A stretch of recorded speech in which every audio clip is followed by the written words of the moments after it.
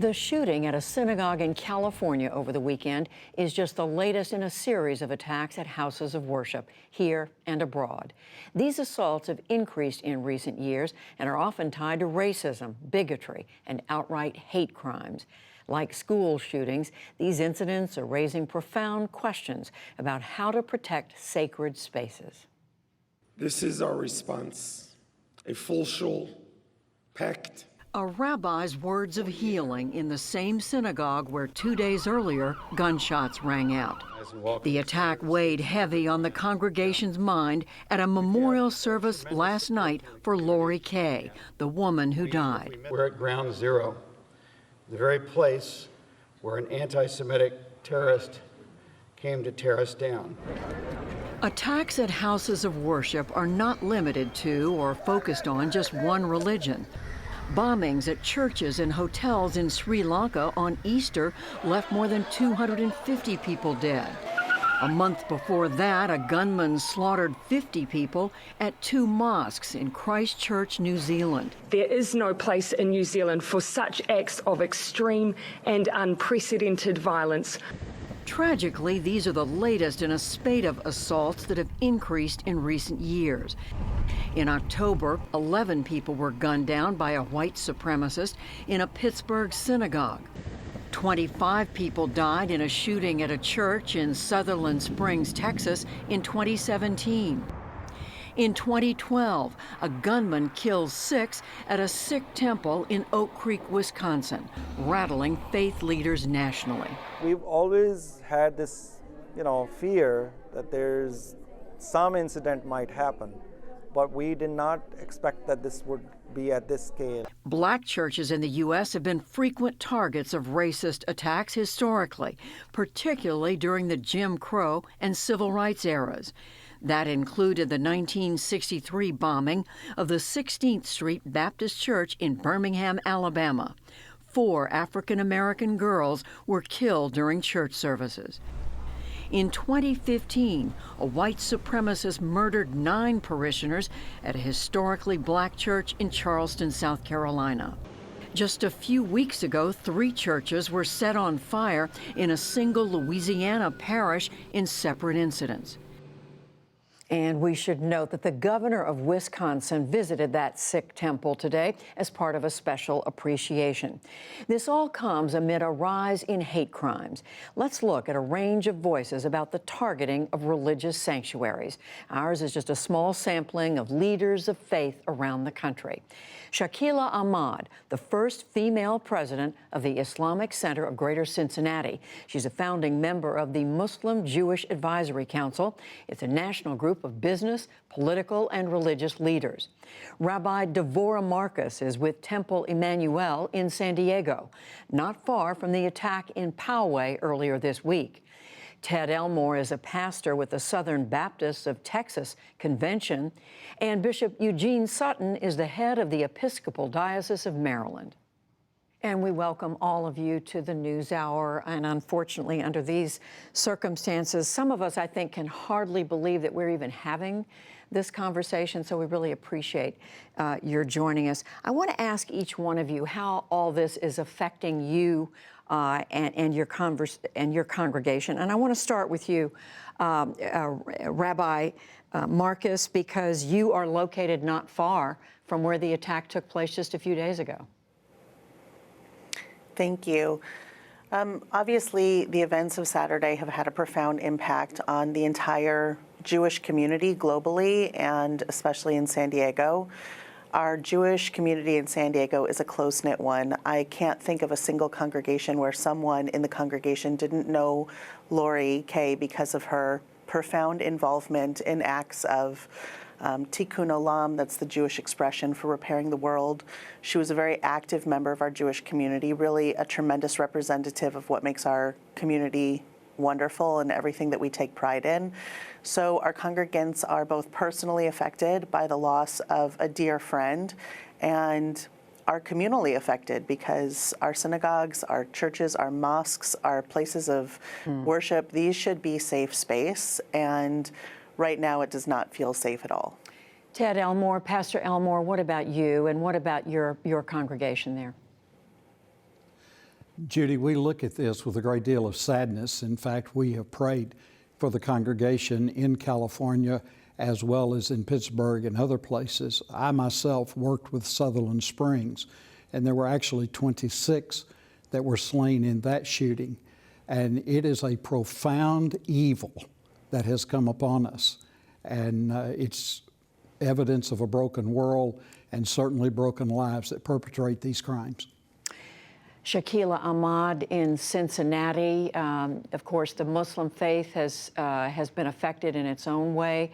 How are you? How's your community reacting right now?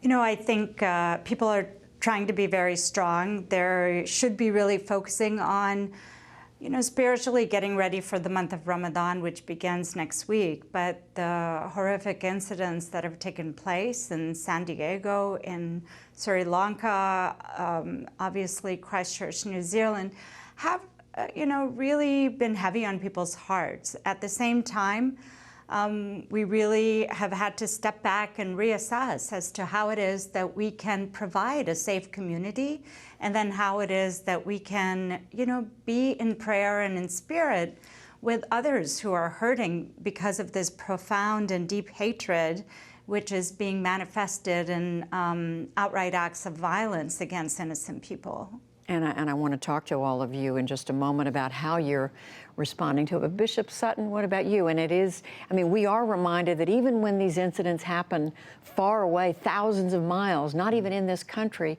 we still feel them. Yes, and the largest city in my diocese, the Diocese of Maryland, is Baltimore. Baltimore, Maryland is no stranger to violence. And unfortunately, we've witnessed violence in our churches for some time, even had the shooting of a priest and a church secretary by a shooter. So we do respond with prayers and an outpouring of compassion to all our brothers and sisters, our Jewish brothers and sisters, our Muslim brothers and sisters. But one thing we will not do is stop with prayers just from our mouths. We believe that God is also calling us to act. And our actions are, how can we prevent this, and how can we be an even more effective witness for peace and justice to avoid these kinds of incidents? Well, let's talk about some of that. Rabbi Marcus, what steps are you taking at your synagogue in Southern California? Are you actively taking steps to make it a safer place? Yes, we've worked for years to make our congregation as safe as possible, with the recognition that when evil people seek to do harm, they often will figure out a way.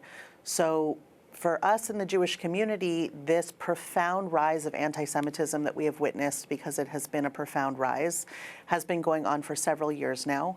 And before that, there was always fear. There have been attacks at Jewish community centers and at synagogues, anti-Semitic incidents throughout the centuries.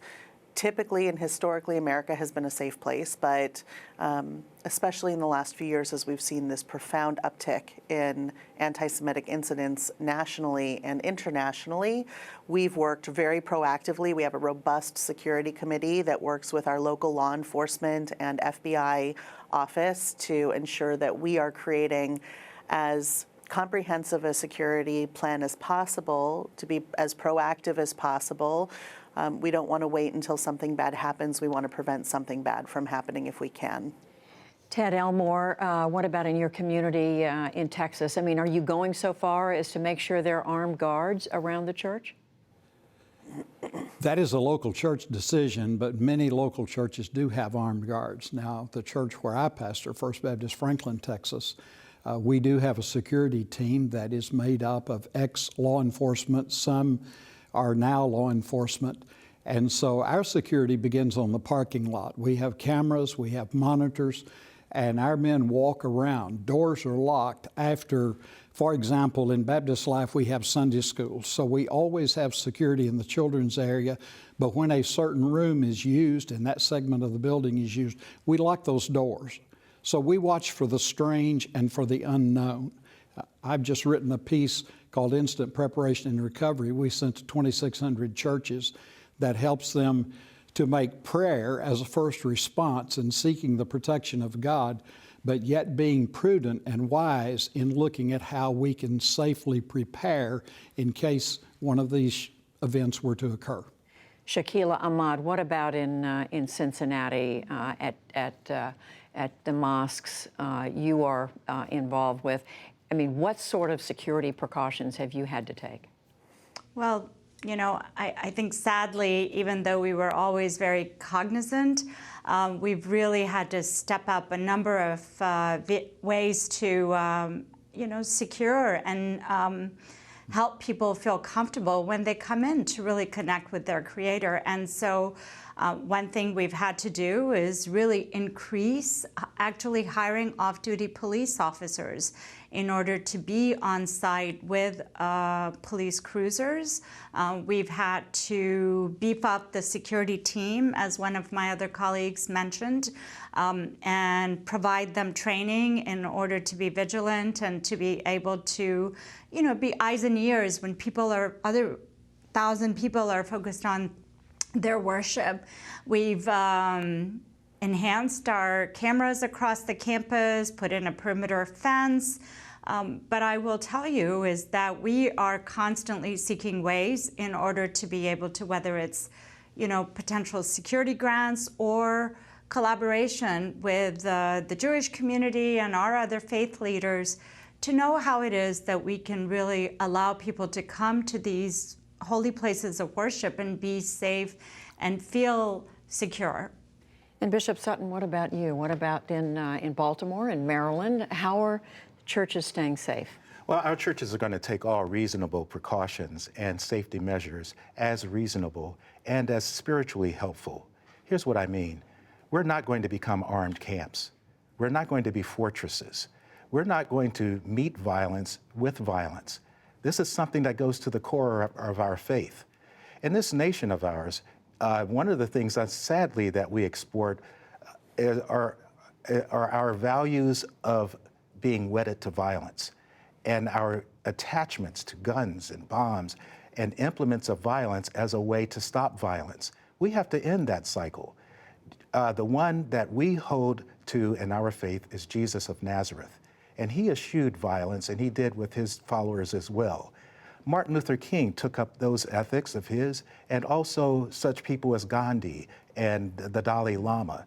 And in each of those cases, they have really shown that it is nonviolence and nonviolent responses that are most helpful in the long run.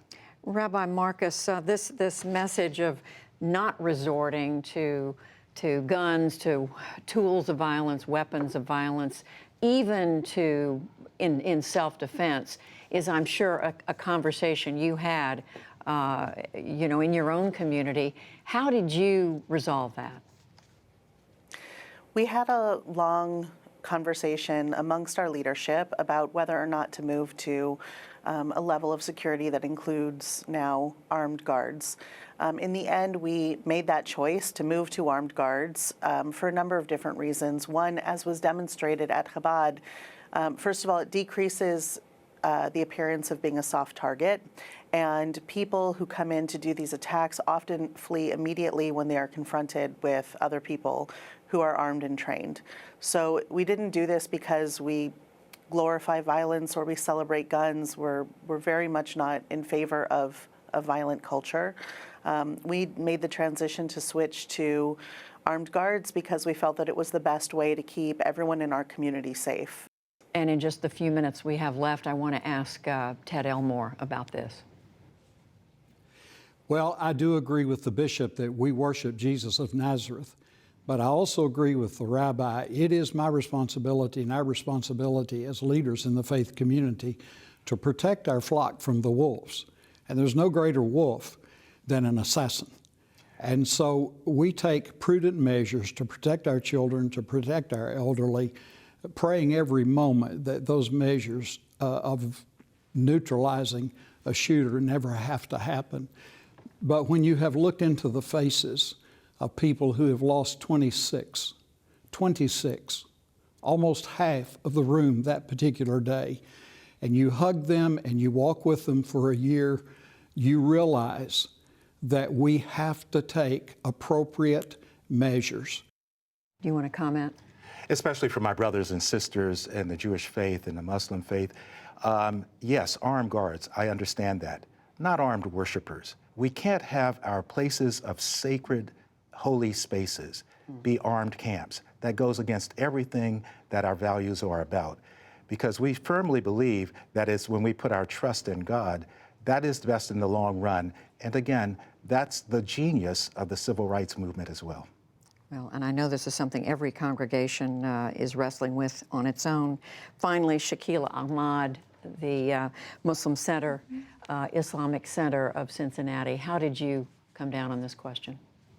Well, as I said, you know, I think our vehicle has been to really leverage people who are experienced and have the ability to act and act very quickly. And that is not a burden that a congregation should have to bear. So for that reason, I think the off-duty police officers, even though it's an incredible added expense on our community, as well as hiring of appropriate security individuals, and then training our worshipers to be, you know, eyes and ears, but not be the one that have the burden of carrying firearms.